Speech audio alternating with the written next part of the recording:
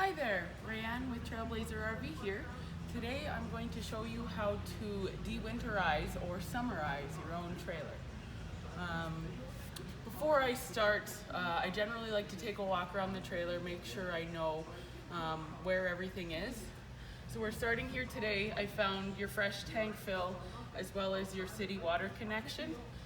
The other things I like to find on the trailer are any other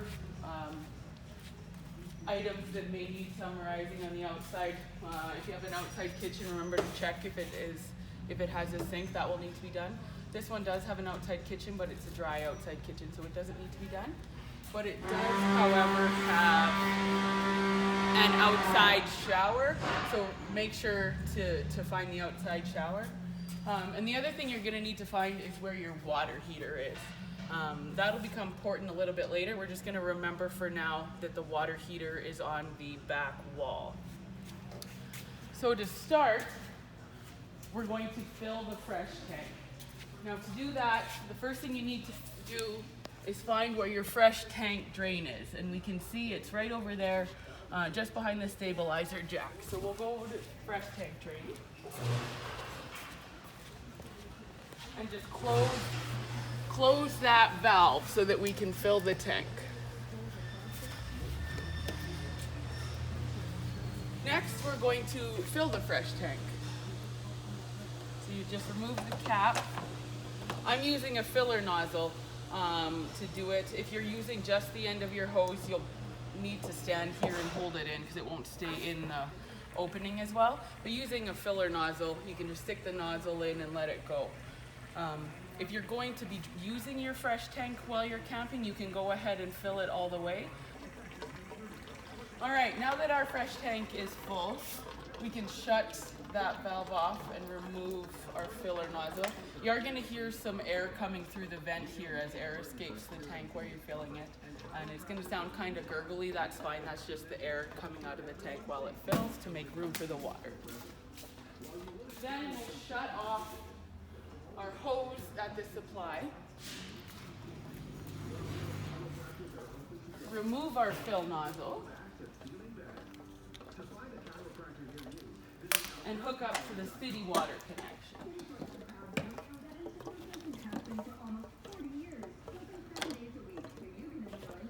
If you are doing this somewhere where you're unsure of what the water pressure is, or if you know it's over 40 psi, use a water pressure regulator.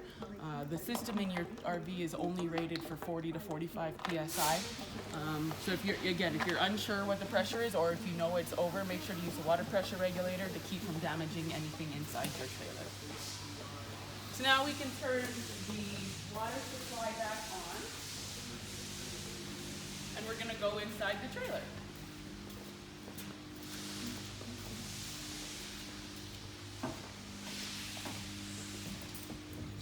I like to start at the fixture that's furthest from where our water tank or water supply is. So we're going to start in the bathroom and with the shower. So from here, you're just going to run the cold water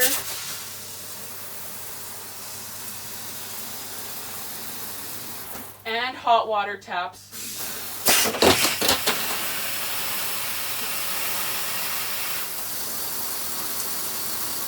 on each fixture until the water runs clear. You can see it's coming out pink at first and then turns to clear. The pink is the antifreeze flushing out of this system. The toilets, obviously, is just the one water supply. Just flush it like you normally would. Inside, also the kitchen sink. Now this one doesn't have hot and cold taps. It's got the single, so make sure you turn it all the way hot and all the way cold.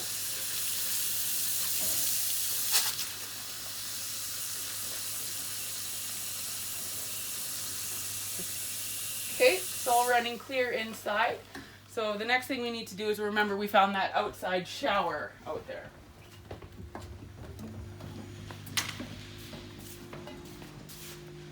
Just the same process with the outside shower, hot and cold.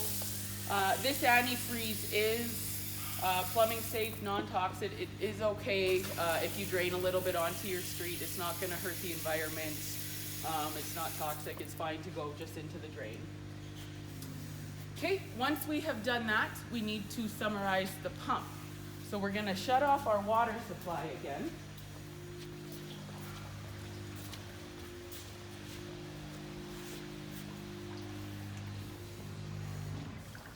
And then you need to find the pump if you don't know where it is. Easiest way to do that if you're not sure where to find the pump is just turn it on. Without a water supply to it, the pump is going to make some noise while it tries to pressure up. Just follow where that noise is to find the pump. It's likely behind some sort of an access panel. In this unit, it's in the front compartment. Behind an access panel, I've already removed 2 screws to get in there.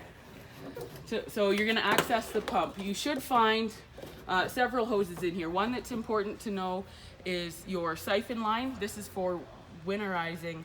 You would stick this into the jug of antifreeze to draw out. You need to make sure the valve on that line is in the closed position so that air can't be sucked through this line. The other valve you need to find is the one coming up through the floor from the fresh tank to supply the pump. That valve needs to be in the open position.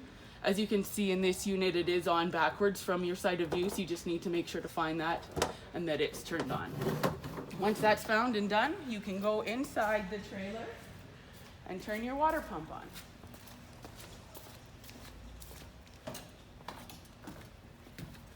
In this trailer, we find it right here on the control panel. So to do the water pump, it's a little bit different. You don't need to do hot and cold. You can just choose one, and it doesn't need to be done at every sink, just one, just to clear that line to the pump.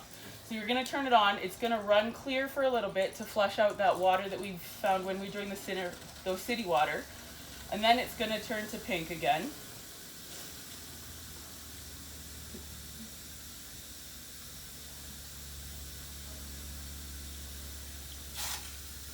There you saw some foam come out. That was your antifreeze foaming.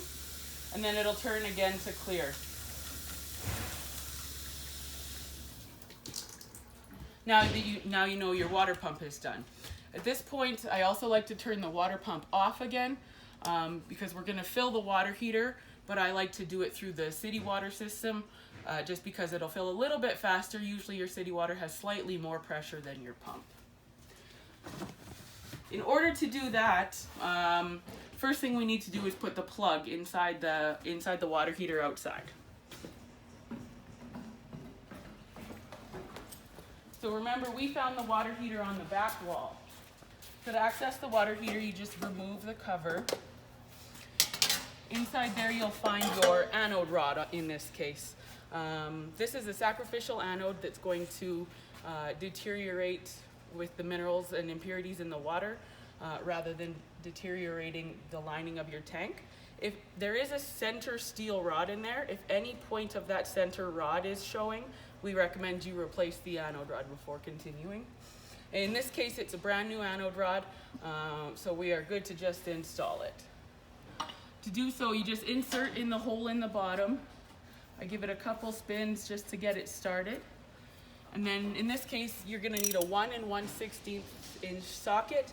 You're just going to put that on the anode rod and tighten. Doesn't need to be super tight, just snug enough that water's not going to leak through there. If you have the other style water heater that uses the Teflon plug rather than the anode rod, don't need to worry about deterioration on the anode. Just note that you'll use a 15/16 inch socket rather than the 1 1/16. So now that we've got the plug in the water heater, we can fill it.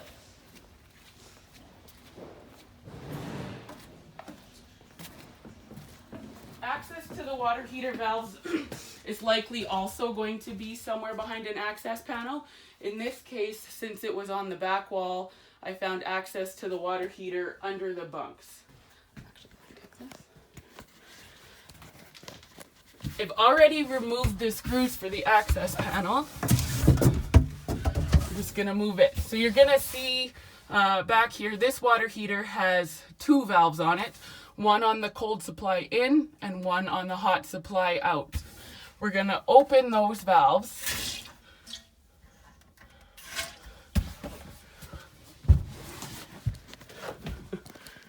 Then we're going to go back outside and turn our water supply back on.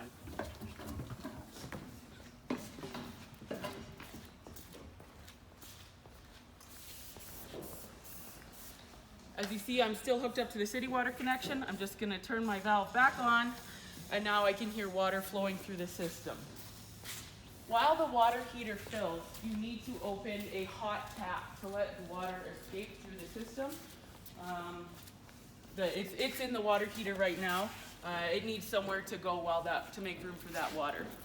So you're going to start, when you start, you're going to get a bunch of spurting coming out. Again, that's just the air purging itself through the system. This will take a couple minutes for the water heater to fill. Again, you're going to get a bunch of air come out. Eventually it's going to start spurting with a little bit of water and a little bit of air.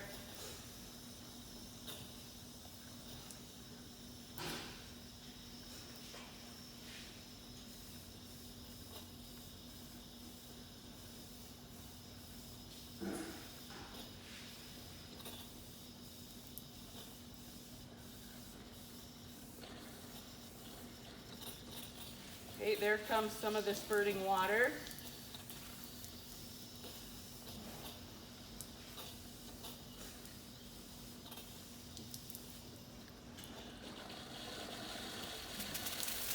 And there you go.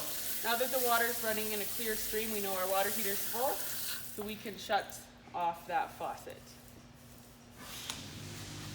And that's it. From here, all you have to do is put all your access panels back on, turn off and take out your water supply, and you're good to go camping. Thanks for watching, and if you have any questions, feel free to contact us here at Trailblazer RV or check us out on our website at www.trailblazerrv.com. Thank you.